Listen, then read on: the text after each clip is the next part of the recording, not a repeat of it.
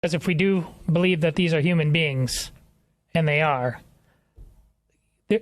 you start pulling on this thread, and you have got decisions to make all over the place. IVF was deeply immoral all along. And again, road to hell paved with good intentions. You wanted to have children. Well, to get one child, you had to freeze countless embryos.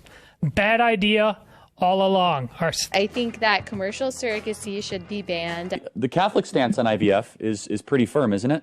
Yeah, so Catholics are against IVF, whereas IVF, that is something that the church has always been against. The church stands against this. And yet inside that office, a host of humans are playing God, creating life outside the marital covenant, abusing the hormonal and reproductive systems of third-party women to either be egg donors or surrogates, telling men to commit the grave sin of, well, touching themselves, I'll just say, in order to get semen samples, and then little baby embryos are frozen all around.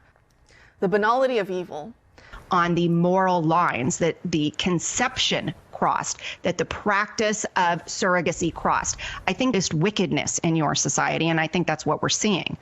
By the way, I think the first example of surrogacy in history that I know of is Hagar and Abraham. That's a non-starter in vitro and surrogacy. I just think that's wrong to be used in through things like sperm and egg donation and surrogacy, and I don't have time to get into all of that, the horrifying ethics of these practices. And I mean, the United States is the Wild West, as I understand, of IVF. Adoption, surrogacy, it's wrong. It's an abomination.